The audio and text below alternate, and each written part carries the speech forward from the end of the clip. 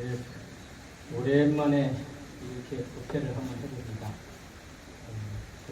그동안에 코로나 때문에 전부 다 국회도 무당하다고 부처님 오신 날 오늘도 사실은 안 해야 되는데 그래도 띄엄띄엄 앉아서라도 한번 하는 것이 나을 것 같아서 그래도 부처님 오신 날이라 한번 이제 오늘 국회를 한번 합니다. 그 앉을 데가 없으면 안에가 널널하게 좀 더더라도 됩니다. 들어서 앉으실 때도. 밖에 들립니까? 밖에 들려요? 아, 다음 됐어요. 우리가 이제 부처님 소리를 내가 요런 되나? 잘 들립니다. 아, 들려. 우리가 이제 부처님 오신 날은 이제 사실은 부처님 같은 그러한 위대한 성자는 인간 몸으로 사실은 와야 될 이유가 하나도 없는 분입니다. 제가 이제 그런 이야기를 가끔 합니다만은 우주에는 인간 말고 위대한 인간은 사실은 별것이 아닙니다. 아주 높은 그러한 영적인 그러한 생명이 사는 세계가 우주에는 굉장히 많습니다. 그런 중에서 이제 3계 28천이라 그러는데 우리가 그 중에서 제일 밑에 있는 세계에 사는 곳입니다. 이게 무게에 보면은 우리가 동물보다 사람이 낫듯이 사람보다 위대한 그러한 영적인 세계가 굉장히 많습니다. 그런데 부처님 같은 대성자는 3계를 떠나 계신 분입니다. 그런 분이 인간의 몸으로 왔다는 것은 이유가 있어서 오신 겁니다. 굉장히 참 원력으로 중생을 위해서 자비한 마음으로 인간 몸으로 이렇게 오신 겁니다. 어떠한 이유로 오셨는가? 그거는 이제 뭐냐면은 우리 인간들이 이러한 사람들이 너무나도 힘들게 살아. 괴로움 속에서 살잖아요. 한평생 사는 것이 돌아보면은 얼마나 힘듭니까? 잘 사는 사람이라 못 사는 사람이라 힘든 생활입니다. 인간 세계가. 그러니까 이제 우주의 진리를 일러줘서 모든 사람들이 영원한 행복으로 가게끔 하기 위해서 이 세상에 오신 겁니다. 그런데 우리가 겪는 이 세계가 이렇게 고통스러운데 좋은 일도 있지만 사실은 어려운 일입니다. 그러나 그런 것들이 부처님 입장에서 볼 때는 사람들이 없는데 속고 산단 말이다. 이러한 질병이라든지 불행이라든지 고통이라든지 이런 것들이 사실은 허망한 거라는 것입니다. 그것이 허망한 줄만 알게 되면은 우리는 없는 곳에 구애받을 수가 없습니다. 그래서 그러한 진실을 가르치기 위해서 이 세상에 오신 겁니다. 다시 말씀을 드린다면은 없다는 거예요. 우리가 감각으로 느끼는 이런 세계는 존재하지 않는다. 그럼 존재하지 않으면은 참다운 세계는 존재하는 세계는 뭐냐면은 영원한 행복으로만 충만된 세계다. 이 사실을 알려주기 위해서. 그렇게 석가모니 부처님은 뭐냐면은 조금도 진리를 만드신 분이 아닙니다. 만들 수가 없습니다. 진리를. 그러한 우주의 정보를 우리한테 알려주기 위해서 오신 것입니다. 그런데 지금은 이 과학이 굉장히 많이 발달을 했습니다. 우리가 이런 보이는 세계가 실존하지 않는다. 이러한 정보를 부처님이 알려주셨는데 사실은 과학적으로 이것이 맞는 말인가? 이걸 우리가 지금 과학이 너무 발달했기 때문에 과학에서는 그러면은 어떻게 보는가? 이 점에 대해서 제가 잠깐 설명을 한번 해볼까 합니다. 제가 이제 과학도가 아니기 때문에 조금 오류도 있을 수가 있으나 그러나 이제 지금 현재 양자역학 양자라고 하는 것은 뭐냐면은 원자나 전자와 같은 아주 미세한 세계입니다. 그러한 세계를 지금 연구한 학문이 이제 과학적으로 양자역학 아닙니까? 그 양자역학이 제가 결론적인 말씀만 하겠습니다. 거의 부처님 말씀과 비슷한 말씀을 하고 있습니다. 이제 그것을 제가 이제 좀 우리가 다 아는 얘기지만은 예, 하나의 이제 이야기를 해보면은 이 토마스 영이라는 분이 이중 실리 그런 실험을 했습니다. 우리가 종이에다가 이렇게 칼끝으로 이렇게 줄을 쭉쭉 그어 두 굴러. 그러면 이제 조그마한 우아래로 틈이 생기죠. 거기다가 이제 빛을 쏘아봤어. 그러니까 병문해가 뭐냐면은 빛을 쏘면 우리가 이제 이 총알이라든지 이런 알맹이는 그걸 통과하면 뭐예요? 총알을 통 쏘면 어째요? 벽에가 구멍이 뚝뚝뚝 뚫리겠지. 그래야 맞는 게야. 입자를 한다면은 알맹이를 한다면. 아 근데 빛을 쏘아보니까 아 총알처럼 구멍이 이렇게 뚝뚝뚝 이렇게 이제 빛이 이렇게 나와야 되는데 그것이 아니라 파동으로 나온다는 거야. 그러니까 우리가 연못에다가 돌을 딱 던지면 어쩝니까? 연못에 물결파가 둥그렇게 튕기죠. 그러면 이제 돌을 갖다 동시에 두 군데를 던지면 어때요? 두 개의 물결파가 서로가 만나면서 서로 간섭을 하죠. 그러한 현상이 화면에가 비친단 말이다. 그러니까 그동안에 빛이라고 하는 것이 알맹이처럼 총알처럼 이렇게 빛을 비추면 구멍으로 가서 벽면에가 총알처럼 이렇게 어떠한 형태가 나타날 줄 알았는데 그렇지 않고 하나의 물결처럼 물결파처럼 이렇게 움직이다는 거예요. 그래서 이제 과학 이렇게 실험으로서 관측되니까 빛은 이제 파동이라고 이제 생각을 했습니다. 그런데 과학자들이 이제 이게 너무 이상하잖아요. 그 작은 알갱이가 물결처럼 파동으로 이렇게 있습니까? 그래서 어떻게 해서 그런가 싶어서 그 앞에서 이렇게 카메라를 설치해가지고 그걸 측정을 해봤어요. 딱 보니까는 그때는 그 빛 알갱이가 총알처럼 입자로서 행동을 하는 거예요. 파동이 사라지고 앞에가 이렇게 총알을 쏘면 구멍이 뚝뚝 뚫리듯이 그리고 입자적으로 보인단 말이다. 이게 무슨 일입니까? 관찰을 하면은 뭐냐면은 양자, 빛이라는 그 양자가 관찰하면은 하나의 총알처럼 이렇게 알갱이로 이렇게 입자로 보이다가 관찰을 하지 않으면 뭐요? 파동으로 보인단 말이다. 그러니까는 하나의 입자가 양자가 뭐냐면은 파동성과 입자성을 동시에 갖는다는 거다. 근데 이까지는 우리가 이제 보통은 잘 아는 얘기입니다. 근데 여기서 굉장히 이거는 혁명적인 하나의 과학계의 큰 사건이라고 저는 봅니다. 그건 왜 그런가 하면은 이게 원자나 전자도 마찬가지입니다. 그건 관찰이라는 우리가 이제 주관적입니다. 관찰을 하면 뭐요? 그것이 그래 파동이 뭐로 변해? 입자로 변하는 거야. 관찰을 하고 안 하면은 뭐요? 하나의 파동으로 보이는 거예요. 그러니까는 우리가 지금 보는 세계는 뭐요? 우리가 관찰을 하니까 보이는 세계가 되는 거예요. 그러니까는 양자라고 하는 것을 내가 관찰이라는, 내가 의식적으로 그것을 바라보면 뭘로 변해버려? 양자가 입자로 변해요. 바라보지 않고 내가 관찰을 하지 않으면 뭐요? 그냥 파동일 뿐이다. 그렇다면 그것이 뭡니까? 우리가 바라본다고 하는 주관적인 입자라고 보이는 것은 뭐요? 우리 주관이 개입이 돼서 이제 나를 분리해서는 존재를 하지 않아요. 내가 보니까 이렇게 보이는 거예요. 이게 지금 양자역학 그 이전에는 뭐요? 모든 물질적인 세계가 나하고 관계없이 여기가 나무가 있으면 내가 관찰을 하든지 안 하든지 간에 그냥 나무였어. 근데 양자역학에 와서 실험을 해보니까 뭐요? 이제 나무가 내가 관찰할 때만 나무. 관찰을 하지 않으면 뭐요? 나무가 아니요. 그러니까는 이것이 뭡니까? 이게 양자역학에서는 보이는 모든 세계가 뭐요? 관념의 그림자가 됐어.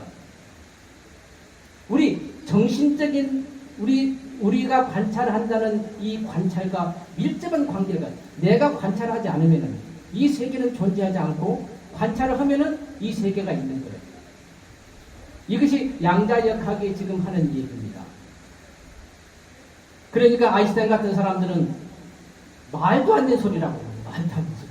하늘에 달이 떠 있으면은 내가 관찰 안 한다고 달이 없는 거냐. 그래서 극렬하게 반대한 분은 이제 끝까지 죽을 때까지 양자역학을 부인하려고 했던 분은 그 누구냐면 아인슈타인입니다. 그 정도로 양자역학이 어려워. 그러니까 이제 미국의 파이만 교수 같은 분들은 양자역학을 제대로 이해한 사람은 한 사람도 없다. 이제 그런 정도야. 그거 왜 그러냐? 아까 제가 말씀드린 대로 아니 앞에 있는 우리가 예를 들어서 우리가 이제 태평양의 바닷물을 우리가 다 마셔봐야 짠 줄 압니까? 다 마셔본 분 있습니까? 그냥 바다에 가서 한 잔만 찍어보면은 그 짬은 태평양 바닷물이 다 짠 줄 알지요. 왜냐하면은 다 그렇게 그 바닷물로 구성이 되어 있으니까. 우주는 뭘로 구성이 되어 있습니까? 우주는 뭐야? 전부 다 양자로 구성이 되어 있습니다. 그 양자가 구성되어 있기 때문에 양자의 하나의 특성을 알면은 우주 전체가 그렇다는 걸 우리가 알 수가 있습니다. 바닷물을 한번 찍어 먹어보면은 바다 전체가 짠 줄 알듯이. 왜냐하면 양자로 구성이 되어 있기 때문에. 그래서 양자역학에서는 이 보이는 요 세계가 내가 관찰을 했을 때만 이렇게 보이는 거예요. 관찰을 하지 않으면은 이런 세계가 없다는 거예요. 이제 그것을 갖다가 이제 제가 이제 좀 어렵지만은 결론적인 얘기만 너무 부처님 법과 유사하고 이 과학적으로 불교를 갖다가 우리가 이해하는데 도움이 되기 때문에 조금 어려워도 조금 더 하겠습니다. 슈레딩거라고 하는 과학자가 이제 사고 실험을 해서 실질적으로 그런 것이 아니고 사고 실험을 해가지고 이 고양이를 갖다가 슈레딩거 고양이라 해가지고 고양이를 상자 안에 딱 가둬뒀어. 사고로. 그러면은 이렇게 이제 우리가 관찰을 하면은 그 속에서 독극물을 넣어가지고 독극물이 깨져서 고양이가 죽게 돼. 그런 이제 장치를 해놨어. 그래가지고 고양이를 상자 안에 딱 넣어놨어. 그러면은 이 고양이가 살아있는가 죽어있는가. 그러면서 이제 양자역학을 비판하려고 한 것인데 결국은 그것이 양자역학을 설명하는 그리 아주 훌륭한 신뢰가 됐다고 그러네요. 자, 고양이를 상자 안에 넣어놨어.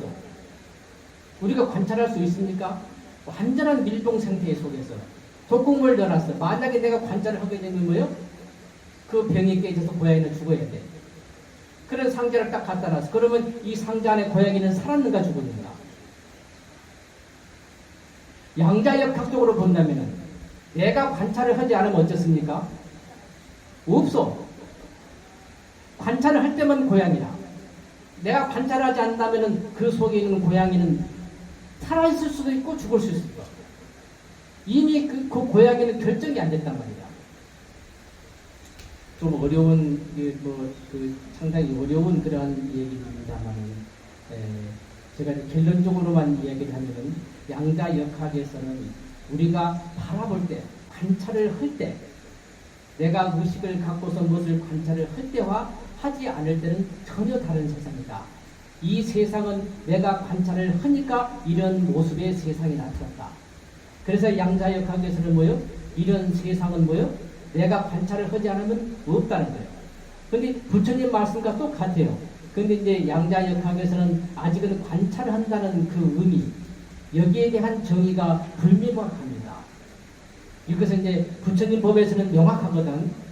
근데 그분들도 조금 내가 볼 때는 좀 헷갈리는 것 같아요. 아직은 그걸 완전하게 알 수가 없어.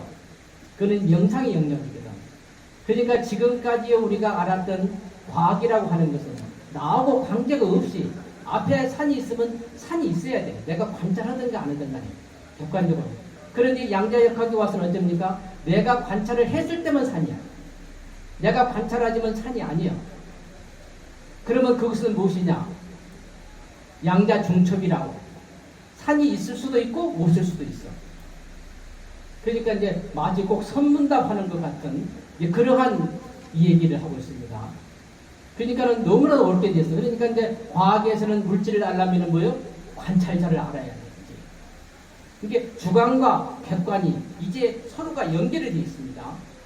내가 관찰하는 내 마음이 없이는 이 세계는 존재하지 않아. 좀 어렵죠. 예. 그래서 이 파이만 교수 말씀대로 그걸 이해한 사람이 아무도 없다 할 정도니까. 그러나 이제 결론적인 것은 이제 양자역학에서 그렇게 이야기를 한다고 합니다. 그래서 이제 그러면은 자 여기서 우리가 이 양자의 특성이 뭐냐면 양자의 특성 중에 하나가 양자 얽힘이 있고 또 하나가 양자 이렇게 중첩이 있습니다. 자, 이 말은 뭔 말이냐면은 예를 들어서 전자 두 개를 갖다가 상호작용을 시켜. 상호작용을 시켜가지고 전자 하나는 여기다가 두고 하나는 우주 끝에 갖다 놓으면 여기서 전자가 예를 들어 전자의 색깔을 입힌다 겁니다. 하나는 검은색을 입히고 하나는 흰색을 딱 입혀서 서로 상호작용을 시켜서 하나는 여기다가 두고 하나는 우주 끝에 갖다 놨어요. 그러면은 거리가 어마어마하게 멀잖아요. 우주 끝이니까. 그런데 우리가 상자 안에 딱 두고서 우리 열어보기 전까지는 뭐예요? 그것이 흰색인지 검은지를 알 수가 없어. 결정이 안 되는 거예요. 양자역학에서는. 그러면 뚜껑을 딱 열어서 만약 여기에 흰색이 딱 됐다면은 저기 우주 끝에 있는 거는 검은색이 되는 거예요. 만약 여기서 검은색이 있다면 우주 끝에는 뭐예요? 흰색으로 되는 거예요. 동시에 결정이 되는 거예요. 이것이 뭐냐면은 양자 얽힘이다. 이 말은 뭐냐면은 우주가 하나로 이어졌다는 말이다. 너와 내가 다 이어져 있고 온 우주가 하나라는 말입니다. 불교식으로 표현한다면 양자 얽힘이라는 것은 연기법과 같습니다. 모든 것은 서로가 조건으로 하나하나 이어져가지고 우주가 다 이어져 있다는 말과 같습니다. 우리가 불교에서 그러잖아요. 동체대비다. 천지 우주는 하나다. 이것이 양자 얽힘이라는 용어로서 우리가 해설할 수가 있다. 이렇게 생각이 듭니다. 그러면 이제 우리가 아까 말했죠. 양자 중첩은 무엇이냐? 우리가 관찰을 할 때만 앞에 산이 있고 이런 세계가 있어. 관찰을 하지 않으면 이런 세계가 존재를 하지 않아요.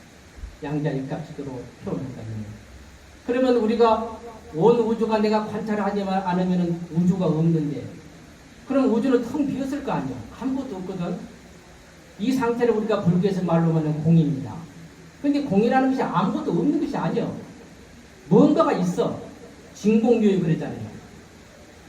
우리가 관찰을 하지 않으면 진공인데 그러면 진공이 되면 아무것도 없는 거냐면 그렇지가 않단 말이다. 양자 중첩은 묘유다. 그 속에 들어있는 우리가 진공묘유 할 때 뭔가가 있어. 그걸 묘유라고 합니다. 진공묘유다. 그것은 중첩 상태로 있어. 모든 것이 있다와 없다가 동시라. 우리가 이렇게 보면은 우주는 뭐예요? 근데 여기서 우리가 하나 알아야 될 것이 뭐냐면은 이 양자 역학에서 관찰이라는 것이 이제 불교 말로 하자면 무념입니다. 우리의 의식 활동이 끊어져야 돼. 우리가 수행을 하는 것은 왜 수행을 하죠? 의식 활동을 없애는 거예요. 무념이라. 우리 망념을 없애는 것이 뭐냐면은 뭐죠? 이것이 우리 수행의 목적입니다. 그래서 우리가 무념이 된다는 것은 뭐예요? 천지 우주가 우리 관념의 그림자이기 때문에 천지 우주가 뭐예요? 텅 비었다. 그때도 제가 말한 대로 우리가 지금 우리 감각으로 보는 것은 베이브 1이라. 무념이 된다는 것은 뭐예요? 감각이 무한대가 되는 거예요. 우리 시간이. 무한대가 되면 이 세계가 있다 없다 그러 없고 하나의 불성 광명으로 충만된다고 했죠. 바로 양자역학에서 말한다면은 우리가 관찰자가 없어져야 돼. 관찰하는 것이 없으면 천지 우주가 텅 비는데 다만 비지가 않고 양자 중첩 상태로 있다는 거예요. 그것이 요의적인 현상이다. 그걸 불교식으로 해석을 하면은 하나의 광명일입니다. 모든 것이 거기서 나와. 모든 행복과 모든 축복이 거기서 옵니다. 영생이 거기서 옵니다. 그래서 제가 이제 지금 현대 양자 역학이 제가 말하는 것도 좀 애매할 수가 있습니다.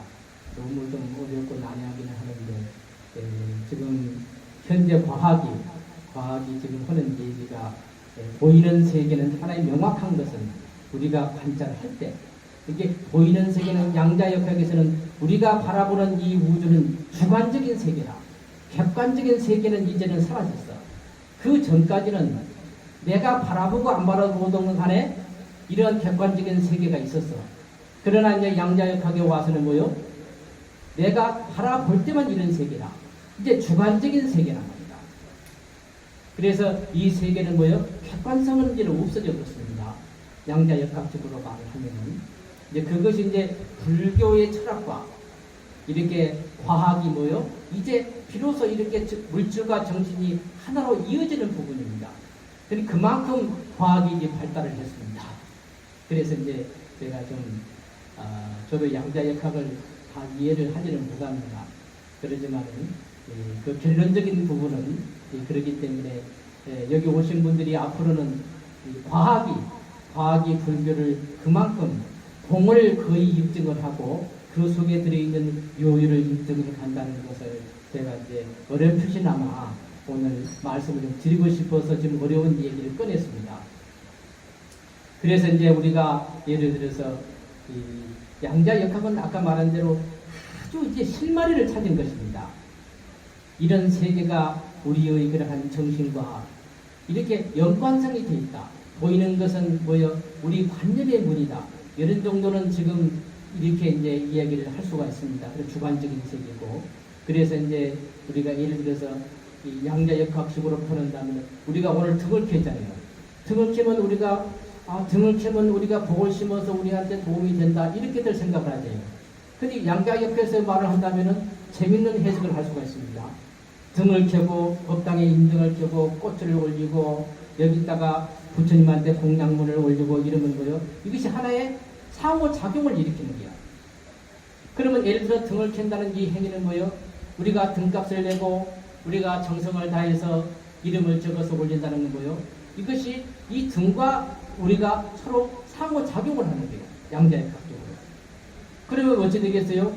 여기에 있는 상호작용한 양자가 여기에 있으나 우주 끝에 있으나 여기서 일어나는 일은 우주 끝까지 영향을 끼치잖아요. 그와 마찬가지로 하나의 작은 이 행위가 뭐요? 우리한테 영향을 끼치겠습니까? 안 끼치겠습니까? 우리가 이것이 표현하자면 양자적으로 우리가 얽혀 있단 말이다. 그러면 우리가 이 등불을 켜는 그런 행위와 나하고 관계가 있어요, 없어요? 이것이 하나로 이어져 있단 말이다. 그러니까 이러한 불빛 하나 사소한 것도 뭐요? 나한테 영향이 있다는 것입니다. 허망하지가 않다는 거예요. 우리가 어디 가서 남한테 선행을 하고 어디 가서 좋은 일을 하고 이러면 어째요? 그런 것이 어디 가겠습니까? 다 우리하고 연결이 돼서 그런 것이 우리한테 영향이 온다는 것입니다. 이 양자역학에서도 그렇게 해석을 할 수가 있습니다. 그래서 우리가 너무 불교적으로만 이 얘기를 해가지고는 지금은 좀 설득력이 없어. 그래서 앞으로는 양자역학이 좀 많은 연구가 되어지면은 불교하고 부처님 가르침을 많은 부분에 있어서 이렇게 이야기를 할 수 있겠다 싶어서 제가 잘 알지는 못하지만 부분적으로나마 그런 결론적인 이야기를 하는 것입니다. 그래서 이제 우리가 앞으로 지금 예를 들어서 우리가 부처님한테 기도를 한다는 거예요. 기도를 하면 어찌 됩니까? 기도를 하는 그 행위가 부처님을 생각하면서 기도를 하게 되면 부처님과 내가 뭐요? 서로가 하나의 양자 얽힘이 되는 것입니다. 그래 되면은 우리가 그 정성이 되는 것만큼 부처라는 것은 여기에 모셔지는 이런 형상이 아니라 우주에 충만되어 있는 영원한 생명입니다. 그 부처님을 천재 우주에 충만된 부처님을 생각을 하면서 우리가 연구를 하게 되면은 그 영원한 생명과 내가 하나의 양자 얽힘이 돼요. 그러면은 부처님 뭐요? 행복의 뭉치야. 영혼의 뭉치고 모든 것이 다 들어있어. 영원성이거든요. 모든 축복과 행복이 다 들어있어. 그것을 생각하면서 내가 기도를 하면 어찌 되겠어요? 그 부처님과 내가 부분적으로 뭐요? 양자 얽힘이 돼요. 그것이 사무치면 뭐요? 많이 되는 거고 건성거성하면 잠깐 되는 거예요. 그러면은 거기와 나하고 동시에 이루어지는 거예요. 양자 얽힘이. 내 마음이 지급하면 부처님의 기운이 나한테 오겠습니까? 안 오겠습니까? 안 옵니까? 오겠지요. 그래서 우리가 부처님한테 기도를 하고 선행을 하는 것이 우리한테 굉장히 중요한 의미가 있습니다. 과학적으로도 이제는 그런 생각을 해볼 때가 됐다고 생각합니다. 그래서 여러분들이 오늘 코로나인데도 불구하고 멀리서도 이리 오신 것도 의미가 있겠어요? 없겠어요? 의미가 크겠죠. 의미가 큰데. 그래서 이제 그러면은 어떻게 하면은 우리가 부처님과 저 위대한 영원한 부처님, 축복에 뭉친 부처님과 내가 하나의 양자역함을 크게 할 수 있는 방법은 무엇인가? 우리 스스로가 이제 그걸 개발을 해야 됩니다. 부처님은 천지우주가 우리가 보는 이런 세계는 다 가짜다. 그러니까 여기서 좋고 나쁘고 황금덩이를 소원해 주기 위해서도 뭐요? 이것이 다음에는 돌덩이가 조금 많아요. 왜냐하면 가짜니까. 싹 사라지는 거예요. 양자역학에서 보면 내가 관찰할 때, 내 의식이 있을 때만 존재하는 거예요. 그러니까 내 관념의 그림자일 뿐이다.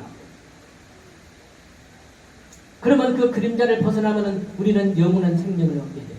그러면 어떻게 하면 얻을 수가 있는가? 그 방법을 이제 온 부처님이 오셔서 사실은 그 방법을 일러주려고 이 세상에 오신 거예요. 보는 세계는 다 가짜다. 보이지 않는 그 세계가 영원한 행복의 세계다. 우리가 그 길을 가야 된다. 그러면 어떤 방법이 있는가? 그 방법이 뭐예요? 지금 이야기하려고 하는 방법입니다.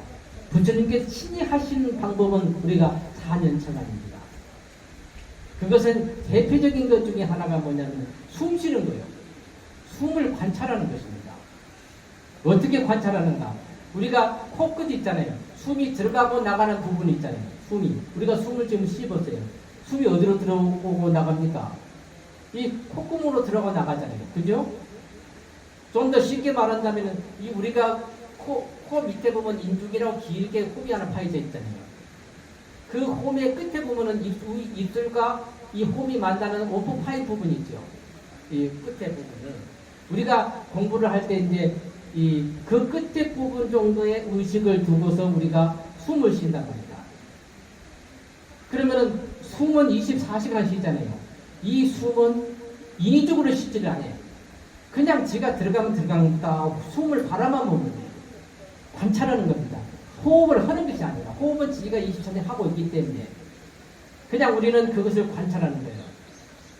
그냥 호흡이 코끝으로 들어가고 나니 그 부분을 우리가 바라봐도 되고 아니면은 의식을 갖다가 우리 인중 끝에 입술을 온통 파인 있다가 의식을 두고도 우리가 그걸 관찰해도 됩니다. 그래서 숨이 들어가고 숨이 나가는 걸 그냥 바라만 보고 관찰만 하는 게 면밀하게. 딴 생각이 들면 또 그걸 관찰을 하고 이것이 아주 쉬운 것 같지만 해보면 그렇게 쉽지도 않습니다. 근데 이렇게 하게 되면 뭐요? 아까 말한 대로 우리의 감각이 무한대의 감각으로 바뀝니다. 그래서 천지 우주가 뭐요? 허망한 것이 드러나.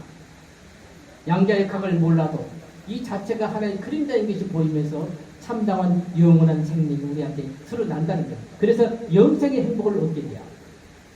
아주 쉬운 겁니다. 누구나 할 수가 있어요.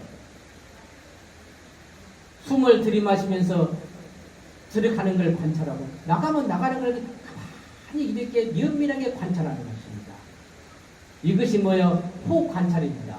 집에서들 가셔도 꼭 하십시오. 부처님이 이러한 정보를 우리한테 일러주기 위해서 이 세상에 오늘 오신 것입니다. 그리하는 방법이 또 하나 있고 또 하나의 이 중국식의 우리가 선불교의 방법은 뭡니까? 부처님을 생각하면서 연구를 하는 것입니다. 부처님은 뭡니까? 천지 우주에 충만된 빛이 바로 부처님입니다. 우리가 여기 있는 이쁜 꽃들이 있잖아요. 여기 국화꽃은 노랗게 보이잖아요. 국화하면 이런 모습이 보여. 장미하면 장미의 모습이 떠오르고 부처님 하면 진짜 부처님 뭐요? 천지 우주에 충만된 빛이란 말입니다. 태양이 점점 커져서 우주만큼 커졌다고 생각하세요. 그것이 참다운 부처님의 얼굴이란 말입니다. 그 속에 모든 행복이 다 들어있다. 이렇게 딱 믿으십시오. 그것이 진짜 부처님 얼굴이란 말입니다.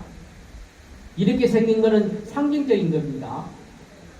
그래서 우리가 연부를 하세요.